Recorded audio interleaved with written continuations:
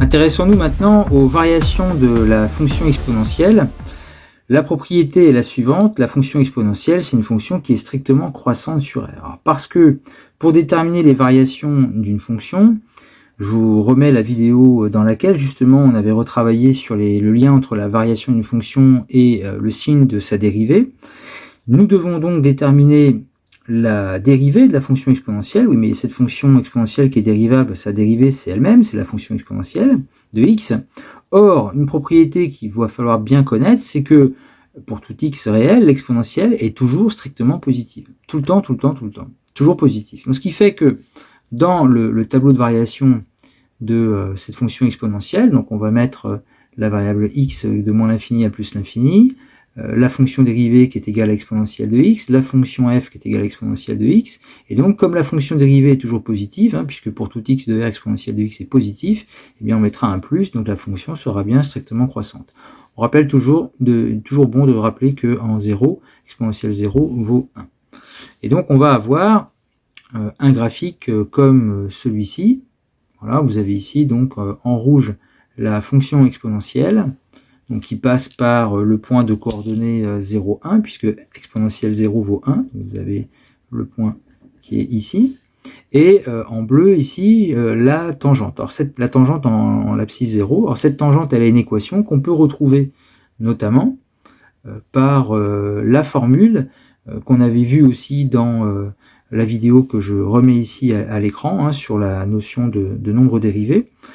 Donc la fonction exponentielle est dérivable en 0, l'équation est y égale f' de 0 fois x moins 0 plus f de 0, c'est la formule en fait, y égale f' de a fois x moins a plus f de a.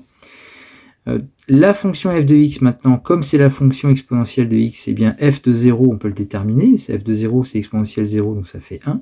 f' de x c'est exponentielle de x aussi, donc f' de 0 c'est exponentielle 0, ça fait 1, et puis après on remplace ici dans l'équation, on obtient y égale 1, facteur de x moins 0 plus 1, on développe, on obtient y égale x plus 1, voilà l'équation en fait de la tangente en 0, et qui a pour coefficient directeur 1, c'est le nombre qui est dans le x, et qui correspond à f' de 0, c'est justement la définition de f' de 0, c'est l'équation, c'est le coefficient directeur de la tangente à l'abscisse 0.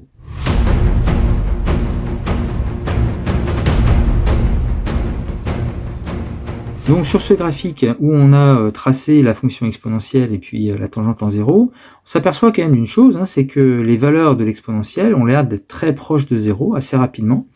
Et on voit aussi qu'au niveau de la croissance, c'est aussi pour ça qu'on l'appelle la fonction exponentielle, c'est que ça a l'air de monter assez vite. On peut par exemple prendre une calculatrice et puis faire quelques essais, c'est toujours bon de comprendre un peu comment sont ces valeurs. Donc je vous propose ici quelques valeurs. Donc exponentielle, exponentielle 0, on avait vu que ça faisait 1. Si on fait exponentielle moins 3, on est à 0,049, exponentielle moins 4, 0,018, on va aller un peu plus loin sur les abscisses, exponentielle moins 10, on est déjà à 10 puissance moins 5, donc on se rapproche encore un peu plus de 0, exponentielle moins 20, on va être à 10 puissance moins 9, donc ce sont des valeurs qui sont très proches des 0, et qui correspondent en fait un petit peu à cet aspect de la courbe qui est très proche de l'axe des abscisses quand on prend des valeurs négatives de x. Maintenant, quand on prend des valeurs positives,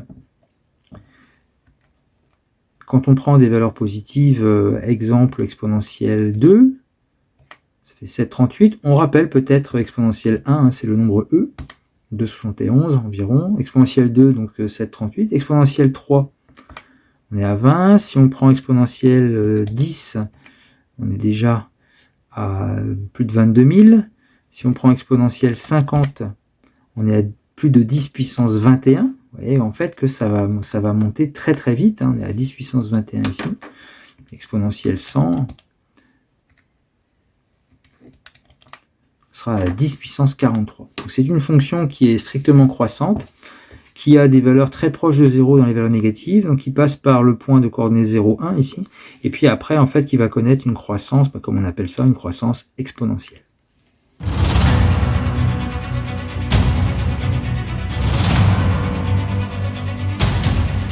Je vous propose ici une étude de variation d'une fonction définie sur R à l'aide de la fonction exponentielle, la fonction f définie par moins 3 exponentielle de x moins 5x plus 1. Je vous remets à l'affichage la vidéo dans laquelle on avait vu justement comment on étudie des fonctions à l'aide de la fonction dérivée, c'est-à-dire qu'on commence par déterminer la fonction dérivée, donc la fonction dérivée f' de x. Alors la dérivée de plus 1 c'est 0, la dérivée de moins 5x c'est moins 5. Après le moins 3 exponentielle de x, eh bien, il va se traiter comme on fait par exemple la dérivée de moins 3x carré, le moins 3 on n'y touche pas, et la dérivée de x carré c'est 2x. Donc ça va nous donner moins 3 fois la dérivée d'exponentielle de x, voilà, ce qui va donner exponentielle de x, puisque la fonction dérivée d'exponentielle de x c'est elle-même. Donc ça nous donne f' de x égale moins 3 exponentielle de x moins 5. Une fois qu'on a la fonction dérivée, il nous reste à déterminer son signe. Alors là, on sait que, et il faut savoir que exponentielle de x est toujours plus grand que 0, c'est-à-dire positif. Alors du coup, le fait que ce nombre soit positif, vous multipliez par un nombre négatif, ça fera plus par moins, ça fait moins. Et une quantité négative, vous enlevez 5, ça sera aussi une quantité négative. Maintenant, pour démontrer ça de manière un peu plus rigoureuse, on dit exponentielle de x est plus grand que 0, ça c'est une propriété sur l'exponentielle. On multiplie par moins 3 de chaque côté, on a le droit de le faire sur les inégalités, mais attention, comme on multiplie par un nombre négatif, on change le sens. Donc ça devient moins 3 exponentielle de x plus petit que 0, c'est-à-dire négatif. Puis, pour refaire apparaître la dérivée, on soustrait 5 à gauche et à droite, et on obtient moins 3 exponentielle de x moins 5 plus petit que moins 5. Et comme moins 5 il est plus petit que 0, mais ça veut dire que moins 3 exponentielle de x moins 5 est donc plus petit que 0, c'est-à-dire négatif. Ensuite, le tableau de variation, donc la dérivée négative, la fonction f sera donc strictement décroissante.